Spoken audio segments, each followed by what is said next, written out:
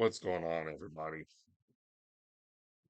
So tonight I'm watching it's actually just started the Clippers versus Spurs. This is my first real chance to really watch Victor Wembanyama. Um, so far solidly aggressive, drove towards the hole. I'm really kind of looking forward to seeing how he deals with playing on the outside and using his length against wings on defense because it seems like he keeps getting left out on islands. Um, But I also figured that, since while I'm doing this, I'll just give you assessments as I see them. I don't know how long the show's going to go, but I will also just kind of cover the first week in the NBA. It's like my overall thoughts on it. It's because it's been a fun week. I'm gonna start off with the Bucks. Like the the Giannis Dame show, at least in Game One, was pretty awesome. It would. It's like they just complement each other well. Giannis showed that there's no ego involved, which was huge. And even though they're as I'm speaking, they're losing tonight. They're getting blasted by the Hawks. So it obviously shows that there's still a lot for this team to learn and come together on. But and then Lillard's also struggled. So he's 2 out of 12 currently. But you can see where when they gel. Anyone thinks they were going to gel from the beginning of the season, yeah, that just wasn't going to happen. When they gel, this is going to be a team that can beat anybody. The question is going to be not whether they can beat anybody, but how do they play against teams that are worse than them? Do they play down to the level of their competition, or do they snuff them out? That's going to be the big thing about this. But I'm also big on saying look, you really don't learn anything about these teams in the first 5 to even sometimes 15 games of the season. But usually the general rule is 5 to 10. And the reason being is there's so much still gelling. There's getting used to each other. There's playing together. That's a nice riff right by Paul George. Um, it's so much of that going on that you kind of need to wait until you hit 10 to 15 game period to see, okay, is this going to be because just like a team can struggle in the middle of the season, a team can struggle at the beginning of the season. Case in point, the Lakers last year were 2-10, and everyone thought they were done. And granted, trades and some other things came into play, which really helped them turn things around. But it still was very much a case was you they were jealous. We weren't sure who they were yet, and they when they found out they didn't like who they were, they addressed that. So there's still going to be a lot of learning that goes on. The teams that you have the least amount of learning are the teams that have the least turnover in their starting five. And when I say it's the least turnover, I don't necessarily mean oh, there's a guy who's a starter this year who was on the team was excuse me, but it's not a starter last year. If they were all on the same team and they're in the starting five from the year before, that's not that much turnover unless someone's playing an entirely different role. Um, so yeah, Anthony Davis, unfortunately, has still been Anthony Davis. And I was watching Inside the NBA on Thursday, and Carls and Kenny and Shaq pretty much all agreed. 5 years ago, everyone thought by now that AD would have been the guy in the NBA, but he still cannot show the consistency he needs to. In the game against Denver, in the first half, he was really good. He was going after Joker. He was making Joker earn it. 17 points and then didn't score. That's a problem. Um, LeBron played 30 minutes, which some people complained about, but I was good with that 30 minutes. He's almost 40 years old. You don't need him out there 37, 37, 38. You don't need him out there 35, 40 minutes a night. You need him this is the ideal role for him, 27 to 30 minutes. And the reason being is like, what, 4 out of the last 5 seasons. So the only season I'm not counting with is the bubble, and I'll get to that. LeBron has missed 25 plus games. He keeps getting hurt. These aren't load managed like a game here, a game here. These are big chunks of games throughout the season. I am of the belief that part of that is just due to the fact that of his age. I mean, I know he's incredible and phenomenal shape, and we've never seen a guy at this stage of his career be what he is. With some debates for Kareem when you talk about age, but not years. But I feel like his age is like part like maybe if he's playing 25 to 30 minutes a night, maybe he doesn't get hurt, or maybe you don't need to load manage quite as much because you're just not putting those miles on him. Um, but the thing that really kind of bothered me about the whole thing was afterwards. LeBron gets a lot of credit for being a great leader. People often, and I'm not going to disparage what his teammates and stuff have said, like, but I found a moment where I just really didn't feel like that was shining. And I'm going to look up the quote because I don't want to be one of those people just misquotes what he says. But he was in the press conference after Denver, and Anthony Davis was sitting next to him, and AD looked genuinely, he looked genuinely, how to, uninterested. Like it was not one of those moments where you're like, oh, um, and I'm really having problems pulling up this quote here. I mean, I'm finding it on YouTube and stuff, but since this is trying to sit there and see what the quote was, but I'll just paraphrase. Um, Essentially, he talked about how well he played and talked about no turnovers, which is true. Like he did play well. Talked about how he was +7. That did bother me a little bit as you're the leader of the team, and essentially how it comes across, and it may not even have been his intention, but how it comes across is, oh, I played well. Everybody else, though, like they're the reasons we lost. There's tons of issues with that, and this all started with I feel like at least it started with the first takes of the world. And oh, whose fault is it that they won and whose fault is it is they lost? Like basketball's a team game. It is. Top to bottom. I've said this before, many of you probably heard this. Individual stats are still team stats. Individual accomplishments are still team accomplishments. You get nowhere without your team. And so LeBron talking about how he's +7, which is leaving implications that this is everybody else's fault, is a problem because the ball's still in his hands. He's still like you can indirectly cause turnovers. You can miscommunicate. There's all kinds of things that happen. Like the team lost, and I feel that should have been more the focus.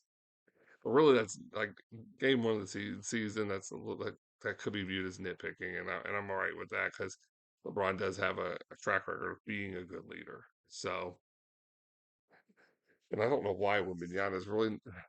He's not, I mean, he started and but they just, I guess, Spurs rotation takes him out early in the first. We're about 4 minutes left in the first, so I'm kind of looking to see when they're going to bring him back in. Um, so yeah, I would have liked to see more out of LeBron for the leadership because this team is so fresh with so much turnover. But he knows more about what he's doing than I do. I mean, this is a personal preference, and I'm not saying his way is wrong. I just don't agree with it. It's just not for me. Um, so yeah, if the first week of the season has been, James Harden is still MIA. It is what it is. I made my feelings clear on Harden last episode that Like he hurts himself. He's keeping himself from being traded. He just he needs to like suck it up and be a professional. And worst case scenario at the end of the season, he's a free agent.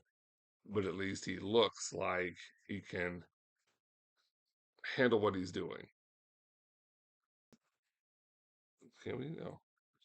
So yeah, it's really just I just he just needs to be a professional. That's like more than anything else. That's what it comes down to. I mean, I wish I could tell you like, oh, so and so has been a surprise this season, but really the season's not far enough in to really be like, oh, we've got surprises like for a couple games into the season. It's just right now it's just like watching basketball and just seeing how this whole storyline develops. Excuse me a second, I have a dog that wants to go outside.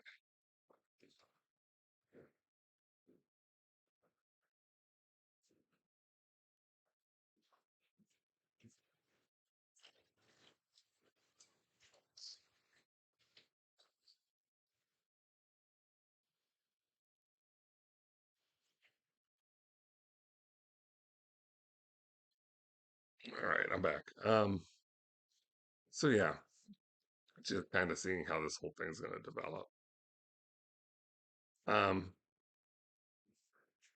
so yeah, no real surprises.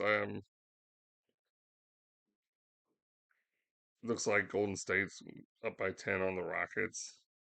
Chris Paul, Draymond came back, and Chris Paul is coming off the bench. So that's a nice little.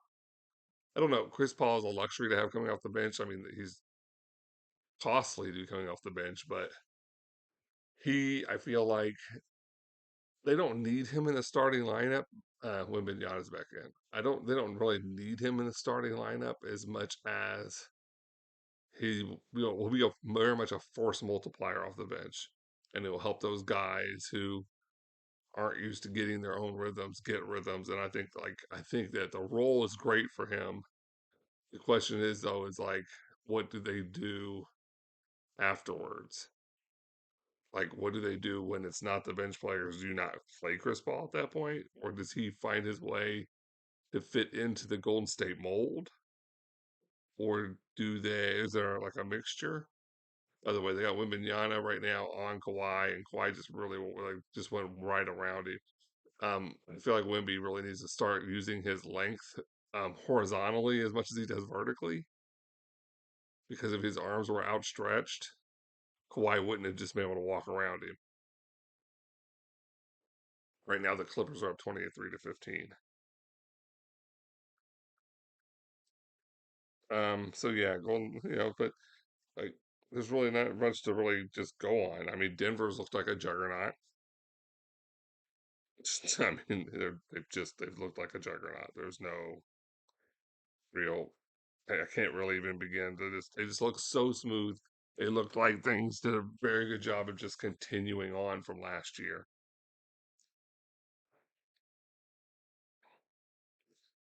Um, I, my we are still available on Twitter, and I bring this up just because like I always am taking part in conversations here and there.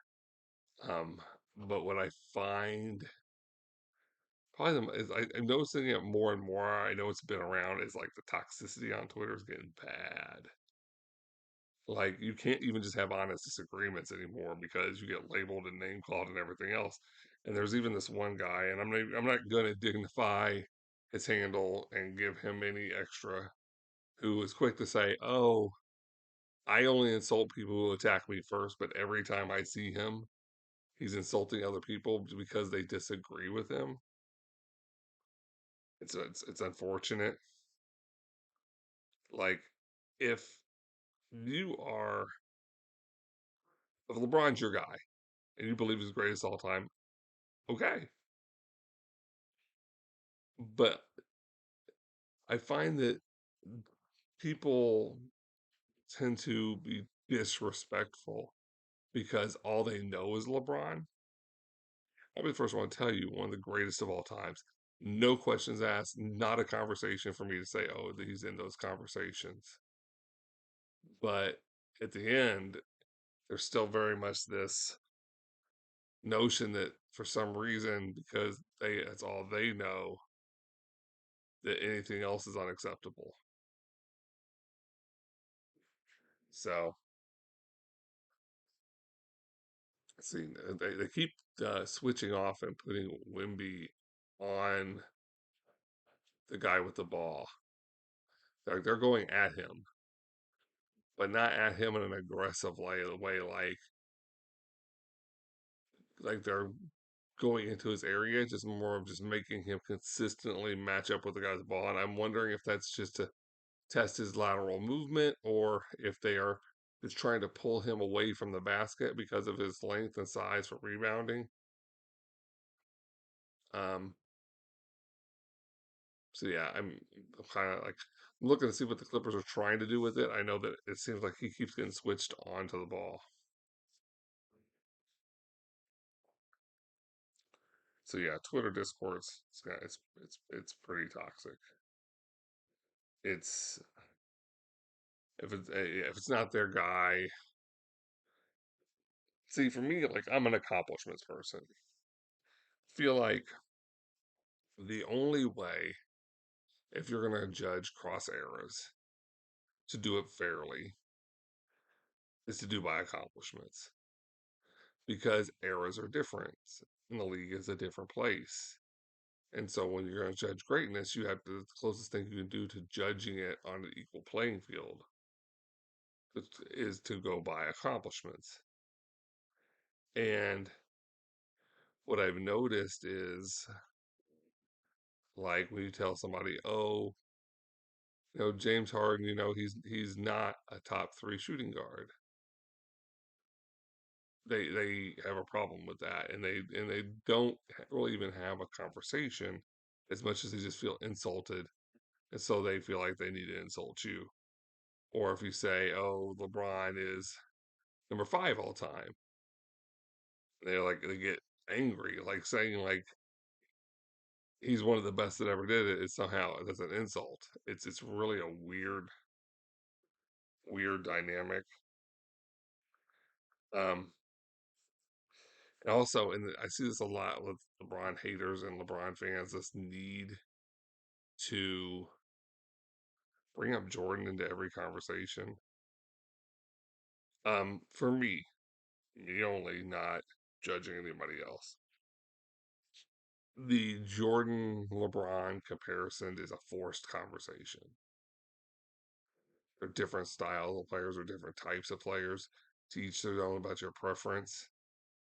I have the guy that I think is the greatest of all time. That's me. Um, other people have theirs, and that's them. But like when you start looking at like advanced stats, per game stats, career totals, team accomplishments, individual accomplishments, when you're looking at all of these things in an honest conversation, like looking at all these things, like Jordan beats him in a lot of areas, in more areas than LeBron does. Like he just does. Kareem beats him in more areas than what LeBron does at this point. Because let's be fair, LeBron's career is not done.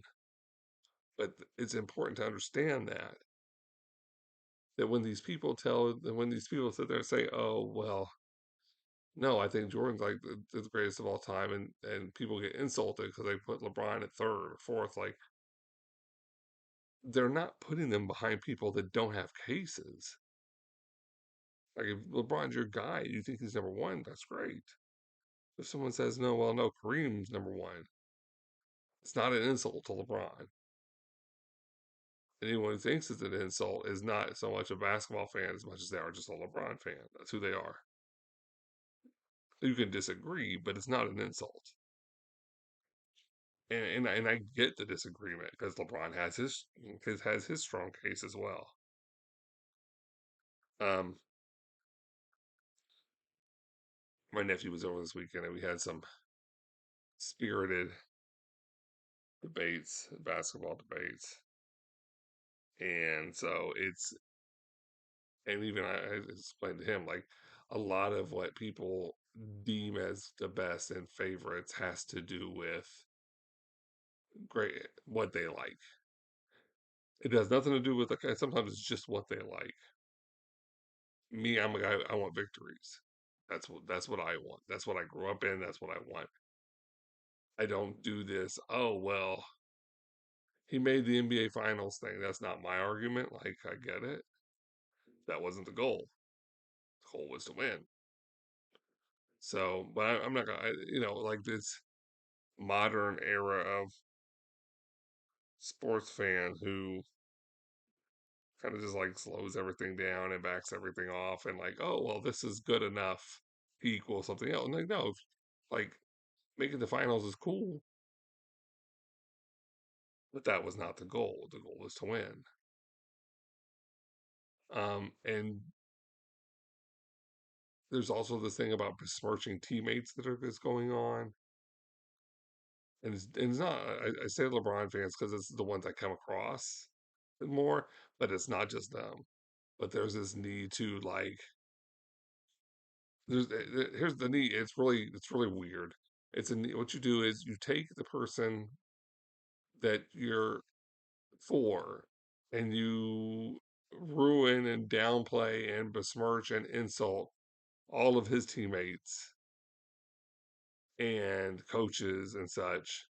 So it's almost like he did everything he did in spite of them. Then you take whoever you're debating against and you then elevate all of their teammates to being greater than they were. And then you go to the era that they played in and you crash the era as in easy. So what you're basically saying is this. Let's say you're arguing against Jerry West or let's say you're arguing against Russell. You're saying, okay, well, Russell had all the good players on his team and the rest of the league was just trash. But Russell's team had all those players were great, all of them. And that's kind of where this whole like weird. It's a weird dynamic that goes on. It's just weird because the game is played so differently now. There's no real ability. Everything is speculation. There's no real ability to cross judge. You can just speculate. Like the lane is open now, so if you're a player who should drive down the lane a lot, the lane's more open. You're gonna get more easy buckets. But the reason the lane's more open is because defense has been taken out of the league. Like it's easier to score now, but it's harder to defend now.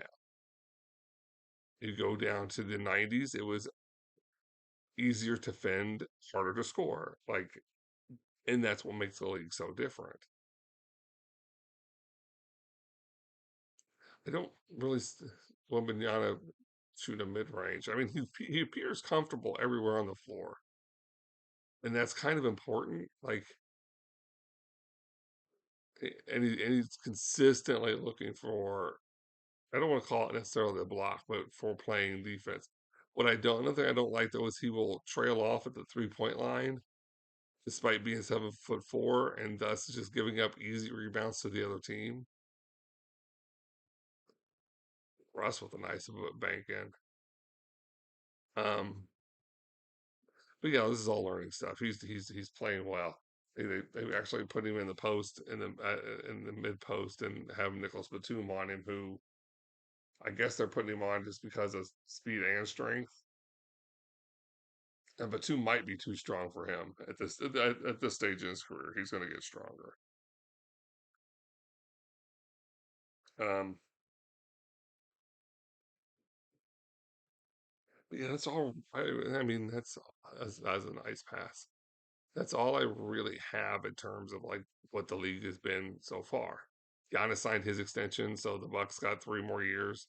The case they made to him was instead of waiting to sign a 4 year extension to get more money, he'd be able to actually sign one more max deal in than he would before at the 38 rule. For those of you who don't understand the 38 rule, it's a financial rule which just basically says that once a player hits a certain age, you I think it's like you can't backload his contract, You can't front load. It basically it limits teams how they can pay players.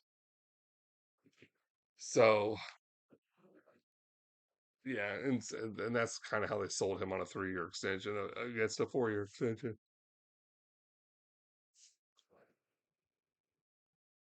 I mean, so far the Clippers have looked really solid. Um, I don't know who this young man is who's at the free throw line, but they've looked really solid. They're up by 11 right now, and this is the top in the beginning of the second. And see, I'm not gonna lie, like there's the Spurs have not really been a team that have been on my radar until Wembanyama got here. And this is the first chance I watched him. Batum's doing a nice job on defense on him, but they are running the offense through Victor. Like Wemby is the guy they are running the offense through. So, and I think like the Batum matchup's interesting because I don't even think about this, but the fact that they're both from France, like you can't like I'm sure their paths have crossed before, but he's got the like inbounds passes are so funny with him around because he's got these long arms. All he's got to do is put his arm up and just throw it to his hand, and like nobody's getting that ball. Like, there's a reason why people were saying he's the greatest prospect we've ever seen. Either he has the highest upside, and just like it's just he's so physically gifted. Like he just closed out on a Robert Covington shooting a 3 pointer and scared him off of it, and he started out by the basket because he's so long. It's just a problem.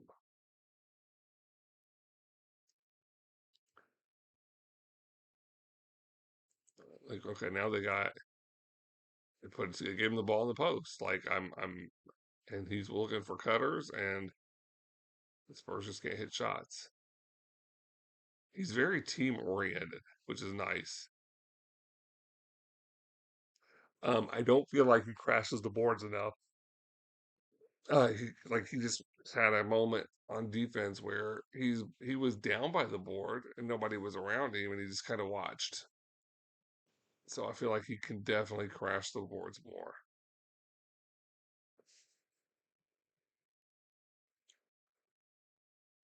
But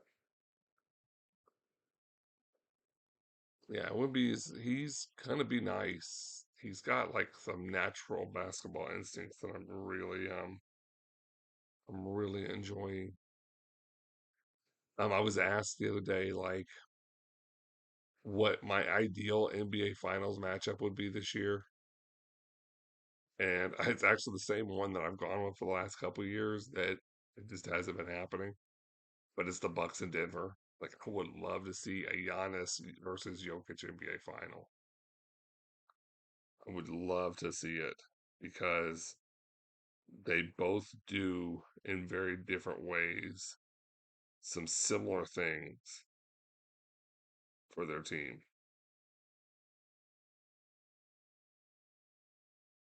Um, it should be interesting. So that's what I'm hoping for. It's a very real possibility, but it's been a real possibility the last couple of years. So we'll see. I know that Harden's departure, I guess, I don't know what to call it, is making the 76ers now basically the East comes down to probably two teams, which is the Bucks and Celtics. By the way, the Pacers have looked good, except well, Pacers have looked really good on offense and inconsistent on defense. But I feel like that's a team that has a lot of interesting pieces. Not to get to a finals or anything, but to like cause upsets. Yeah, I think they have a lot of interesting pieces. In the West, I mean, Denver is going to be Denver. They look like they've picked up where they left off. So the Lakers haven't shown me enough. Like a lot of teams, see, Denver is one of those teams that like I don't need the first 10 to 15 games to assess because they're essentially the same team they were last year that won the title. Except now they actually look like they're playing with a little more confidence. because after all the chirping between them and the Lakers in the off season, game one, Denver gets a double digit win. So,